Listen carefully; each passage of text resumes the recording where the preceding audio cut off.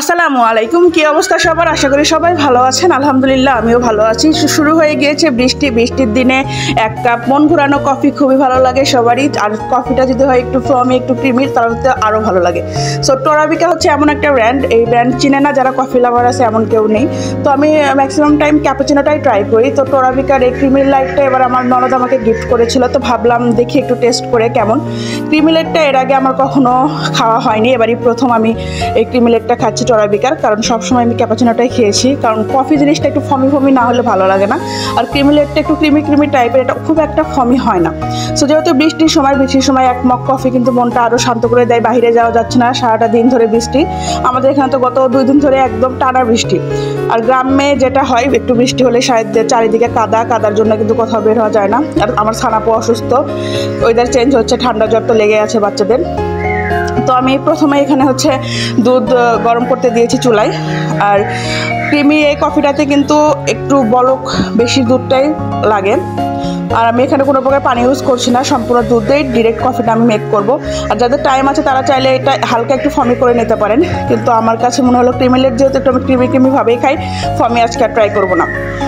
So যারা টোরাবিকাটা খেয়েছেন তারা অবশ্যই কমেন্ট করে জানাবেন যে আপনাদের কাছে কেমন লেগেছে এই ক্রিমি লাইট কফিটা। আমার কাছে ভালো লেগেছে, খুব একটা খারাপ লেগেছে তা না। আর এটার প্রাইস কিন্তু 50 টাকা।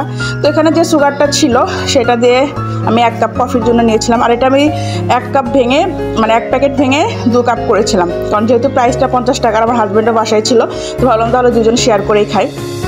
আপনারা চাইলে কফির যে বড় মাগগুলো আছে সেই মাগগুলোতে আপনারা 1 মগের মতো হচ্ছে কফি এটা দিয়ে করতে পারবেন 1 প্যাকেটে। আর আমি যেহেতু এখানে টি কাপগুলো ব্যবহার করেছিলাম, চায়ের কাপের 2 কাপ হয়েছিল, আমি 50-50 করে নিয়েছিলাম। তো আমি যেহেতু চিনি একটু বেশি খাই, আমার এইটুক চিনি দিয়ে হয়নি। আমি খুবই মিষ্টি পছন্দ করি, আমার হালকা মিষ্টি ভালো লাগে না, যার জন্য আমি এক্সট্রা আবার চিনি ব্যবহার করেছিলাম।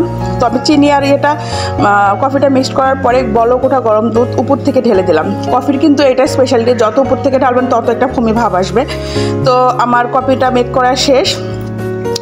বৃষ্টির দিনে এরকম একটা ক্রিমি কফি অনেক ভালো লেগেছিল। তো যারা আমার মতো কফি লাভার আছেন তাদের টোরাবিকার কোন ভার্সনটা ভালো লাগে, ক্যাপাচিনো নাকি ক্রিমি লাইট, অবশ্যই হচ্ছে সেটা কমেন্ট করে জানাবেন। আমাদের কফিটা মেক হয়ে গিয়েছে। তো আমি যতটুকু এক্সপেকটেশন রেখেছিলাম তার থেকেও বেটার হয়েছে। 50 টাকা হিসেবে খারাপ না, ভালোই আছে। কোয়ান্টিটিটাও খুব একটা খারাপ না, তবে আরেকটু বেশি হলে আরও ভালো হতো। স্পেশালি চিনির যে ব্যাপারটা, ওটা আরেকটু বেশি থাকলে ভালো লাগতো।